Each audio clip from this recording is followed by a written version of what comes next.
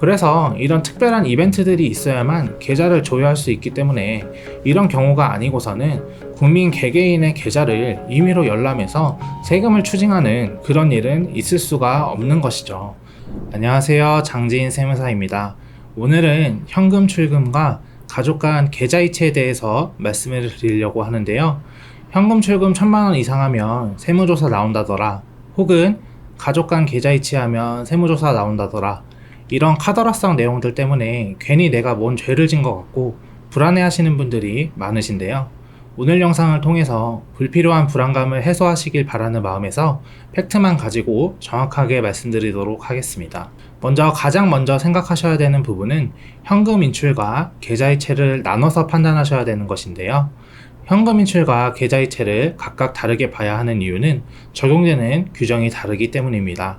우선 현금 출금부터 살펴볼게요. 우리나라에는 FIU, 즉 금융정보분석원이라는 기관이 있습니다. 이 기관의 주된 역할은 범죄 수익 등 불법 자금의 자금 세탁을 방지하는 데 있는데요. 따라서 FIU는 금융기관으로부터 정보를 수집해서 국세청 등 각종 유관기관에 정보를 제공하는 역할을 하고 있습니다. 여기가 바로 현금거래가 통보돼서 현금거래 때문에 세무조사가 나온다는 괴담의 시발점인 것인데요. 즉, 금융기관에서 포착한 의심거래 또는 고액현금거래가 FIU에 통보되고 FIU에 수집된 정보가 다시 국세청으로 통보돼서 세금을 걷기 위해 사용된다는 것이죠. 그러나 실제로 이런 무서운 괴담은 일반 국민들의 현실과는 조금 거리가 있어 보입니다. 왜 그럴까요? 금융정보분석원에서 발행한 연차보고서를 같이 살펴보겠습니다. 해당 자료는 금융정보분석원에서 직접 발행한 자료이고 누구나 이 사이트에 방문하시면 쉽게 열람하실 수 있습니다. 이 연차보고서에는 고액현금거래와 이상거래 보고 건수 실적을 공개하고 있는데요. 이 내용을 같이 한번 살펴보시면 고액현금거래의 경우 거의 연간 약 2천만 건 이상의 보고사항이 있고 의심거래도 연간 약 90만 건의 보고사항이 있는 것을 확인할 수 있습니다. 굉장히 많은 보고 건수가 확인이 되는데, 그럼 이 2천만 건에 육박하는 고액 현금 거래 모두 세무조사 대상일까요?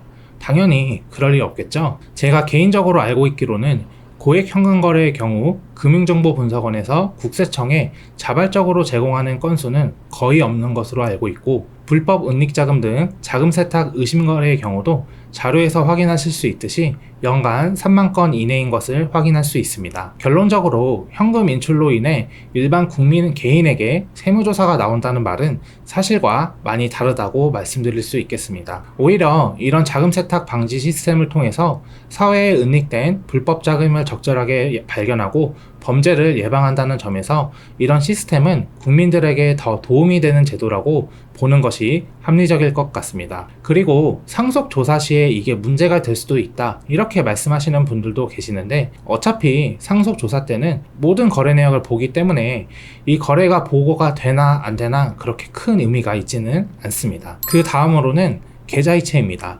세무사님, 계좌 이체하면 세무조사 나오나요? 정말 요즘에는 하루가 멀다 하고 많이 듣는 질문인 것 같은데요. 계좌 이체로 인해 세무조사가 발생하는지 알아보기 위해서는 금융거래실명법 및 비밀보장에 관한 법률, 약칭 금융실명법을 살펴보셔야 됩니다. 금융실명법 제4조에는 금융거래 비밀보장에 대해서 규정하고 있는데요. 금융기관은 개인의 금융정보를 누설하거나 제공해서는 안 된다는 내용입니다. 즉, 개인의 금융정보는 엄격하고 철저하게 관리가 되고 비밀이 보장되어야 한다는 것이죠. 그러나 여기에도 몇 가지 예외가 있는데요. 오늘은 조세와 관련된 내용을 살펴보도록 하겠습니다. 먼저 상속 증여 재산의 확인, 조세 탈루의 혐의를 인정할 만한 명백한 자료의 확인, 체납자의 재산 조회 등의 사유에 계좌를 조회할 수 있다고 기재되어 있습니다. 그래서 이런 특별한 이벤트들이 있어야만 계좌를 조회할 수 있기 때문에 이런 경우가 아니고서는 국민 개개인의 계좌를 임의로 열람해서 세금을 추징하는 그런 일은 있을 수가 없는 것이죠. 그럼 이런 특별한 이벤트들은 구체적으로 언제 어떻게 발생하게 될까요? 우선 첫 번째로 상속이 개시되는 경우입니다. 상속세의 경우 사망일 이전 5년 또는 10년 이내에 사전 증여 재산을 상속 재산에 합산하여 신고하여야 하는데요. 상속 조사 시에 이런 내용들이 적절하게 반영되어 있는지를 검토하기 위해서 계좌를 열어보고 과세를 하고 있습니다. 두 번째로는 자금 출처 조사가 개시되는 경우입니다. 자금 출처 조사는 어떤 사람이 재산을 취득했을 때 스스로의 힘으로 재산을 취득하였다고 보기 어려운 사람에게 나오는 조사입니다. 만약 자금 출처 조사가 나온다면 이 과정에서 수증자나 증여자의 계좌를 열어보고 증여세나 다른 세금들을 추징할 수 있습니다. 마지막 세 번째로는 사업자 세무조사입니다.